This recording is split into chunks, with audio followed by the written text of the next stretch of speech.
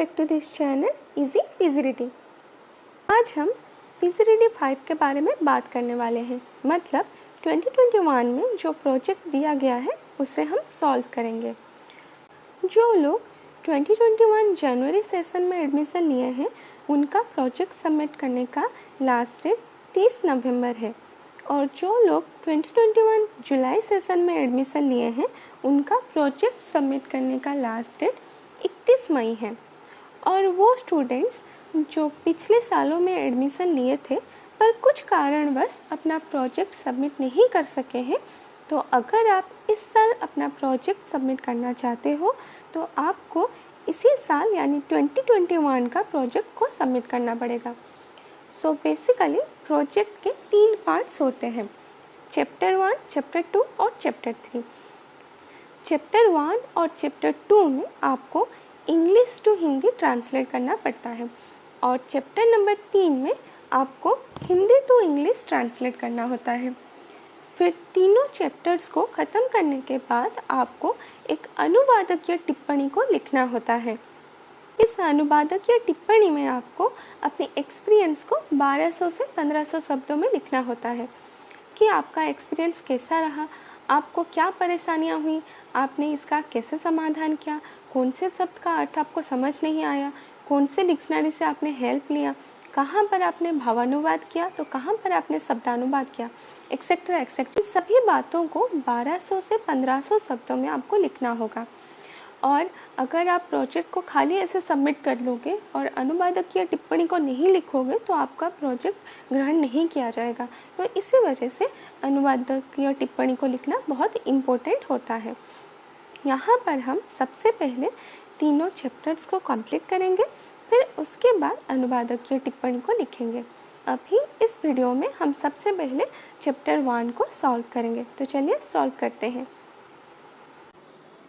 Chapter 1 यानी खंड 1, heading लिखना है कि गांधीवादी दर्शन एवं सिद्धांत समसामयिक समय में प्रासंगिकता। क्वेश्चन नंबर 1, वर्तमान समय में गांधीवादी दर्शन प्रासंगिक है। वे सरल और अनुशासित जीवन जीने पर ध्यान केंद्रित करते हैं। यह सत्य और अहिंसा के सिद्धांतों पर आधारित है। यह विचारों, शब्दों, कर्मों और कार्यों में शांति और अहिंसा के पोषण पर जोर देता है। वे सबके कल्याण की कल्पना करते हैं। महात्मा गांधी के दर्शन और समकालीन समय में इसकी प्रासंगिकता का एक विशद उल्लेख नीचे प्रदान किया गया है। क्वेश्चन नंबर 2, जैसा कि आप जानते हैं आधुनिक समय में सबसे श्रेष्ठ भारतीयों में जैसे महर्षि दयानंद सरस्वती, बंकिम चंद्र चटर्जी, स्वामी विवेकानंद, लोकमान्य तिलक और श्री अरविंद घोष आदि में महात्मा गांधी एक थे। गांधी जी शास्त्रीय भारतीय विचारों को आधुनिक राजनीति में पेश किया। इस कारण उन्होंने न केवल राजनीतिक रूप में बल्कि नैतिक रूप में भी पूरे विश्व को प्रेरित किया। वह बहुत सारे भारतीयों का विश्वास जीत सके। क्वेश्चन नंबर 3, जैसा कि श्री अरबिंदो घोष ने अपने प्रसिद्ध उत्तरपाड़ा भाषण में उल्लेख किया है कि सनातन धर्म के उदय के साथ ही भारत भी उभरता है। गांधी उनके अवलोकन के जीवन प्रमाण बन गए। उनके व्यक्तित्व में एक राजनेता और एक हिंदू संत का मेल था। यह हमेशा से एक सुखद मिश्रण नहीं था।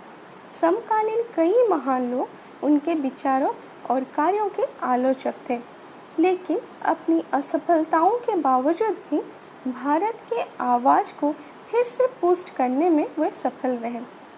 इसी संदर्भ में उनका दर्शन और सिद्धांत आज भी प्रासंगिक है। अभी एक नया हेडिंग लिखना है, वो है भारतीय सभ्यता की जड़ें। चलिए तो क्वेश्चन नंबर 4, गांधी जी ने लंदन में रहकर आधुनिक यूरोपीय सभ्यता का केंद्र देखा था। उन्होंने इसकी तुलना उन विचारों से किया जो उन्होंने एक पारंपरिक भारतीय घराने से खासकर अपनी माँ से हासिल किया था। उन्होंने यह निष्कर्ष निकाला कि यूरोप में विकसित नई सभ्यता एक बीमारी है। यह धर्म और नैतिकता की परवाह नहीं करता है। यूरोपीय सभ्यता के लंबे अनुवाद के बाद गांधी जी ने पाया कि नैतिकता के नाम पर वहाँ अक्सर अनैतिकता ही सिखाया जाता है। उन्होंने यह निष्कर्ष निकाला कि आधुनिक सभ्यता हानिकारक है। यह नशा करके अपनी ऊर्जा को बरकरार रखता है। Question number 5। गांधी जी के लिए सभ्यता का अर्थ अच्छा आचरण है। उनके लिए कर्तव्य का पालन और नैतिकता का पालन एक ही बात थी। यह स्वयं को जानने में मदद करता है।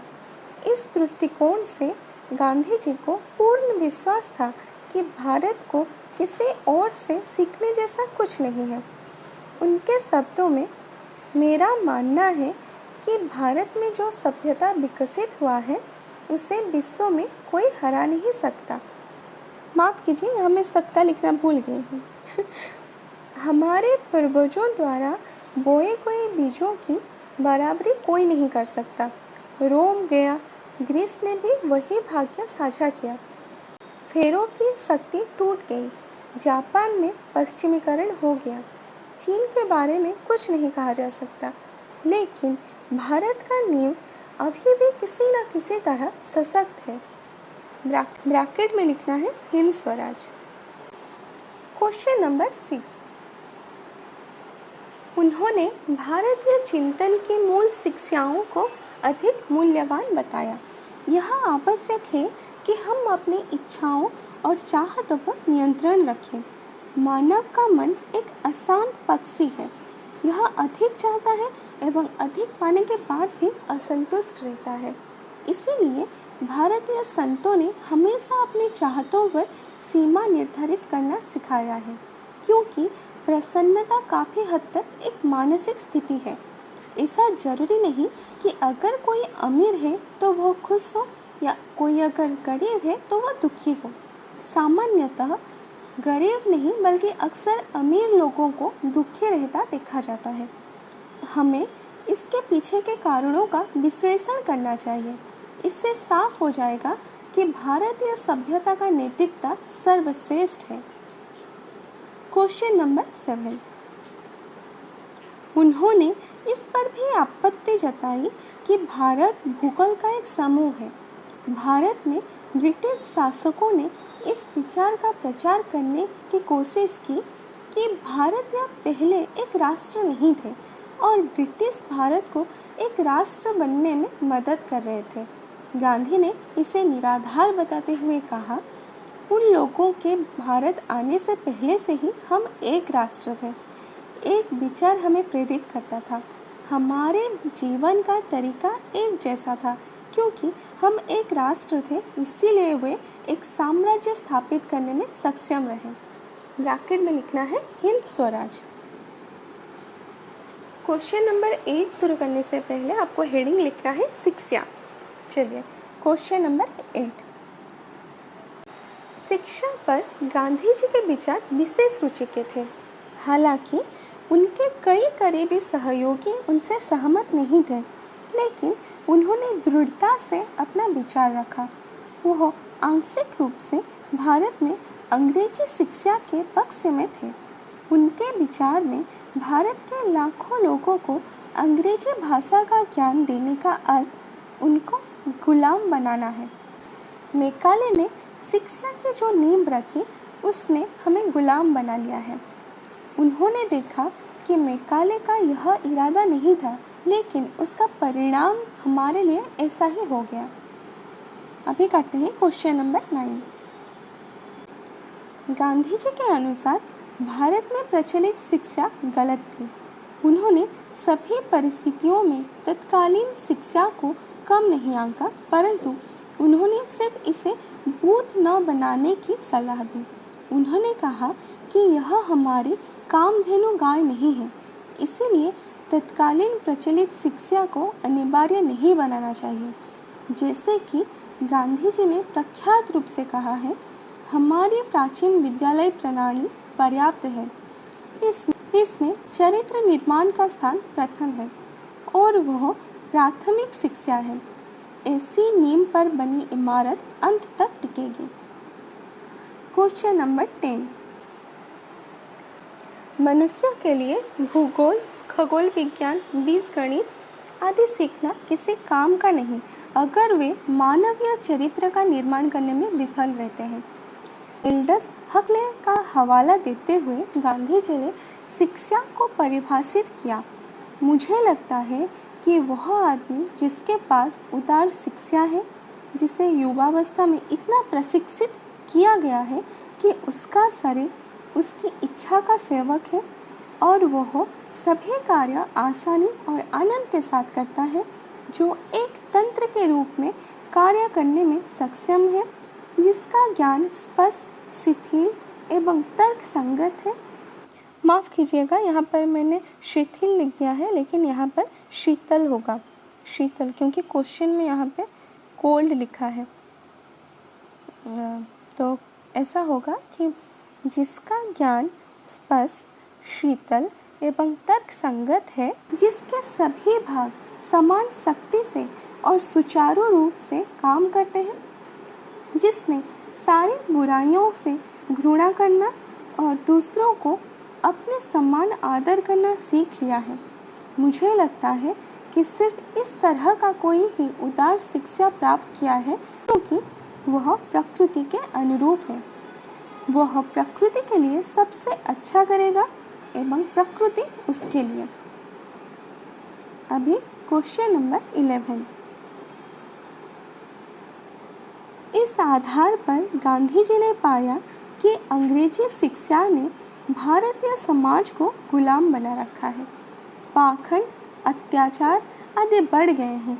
अंग्रेजी जानने वाले भारतीय दूसरे लोगों को धोखा देने और आतंकित करने में संकोच नहीं कर रहे हैं, लेकिन उन्होंने यह भी स्वीकार किया कि तत्कालीन शिक्षा के प्रभाव को इच्छानुसार या किसी त्वरित उपाय से बदला नहीं जा सकता।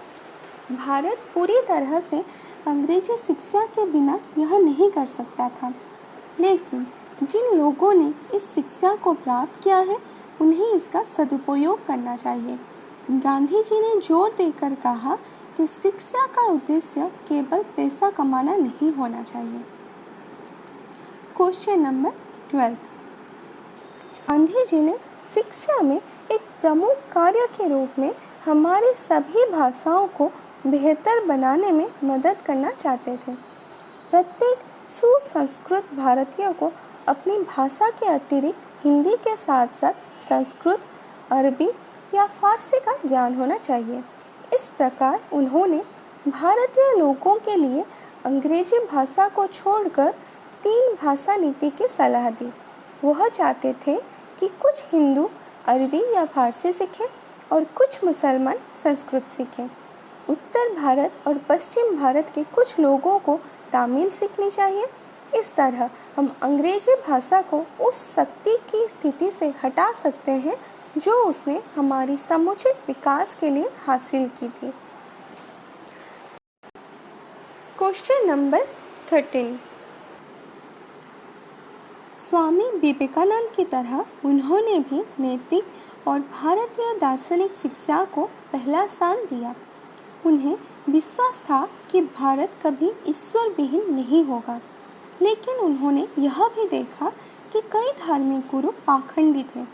हमारे देश के अग्रणी और सुशिक्षित लोग स्वार्थी हो गए, लेकिन गांधी जी के अनुसार समुद्र का केवल किनारा प्रदूषित हो सकता है और वे जो सीमा के भीतर हैं, जिन्हें अकेले सफाई की आवश्यकता है, लेकिन एक प्रयास की आवश्यकता है, और वह है पश्चिमी सभ्यता को बाहर निकालना।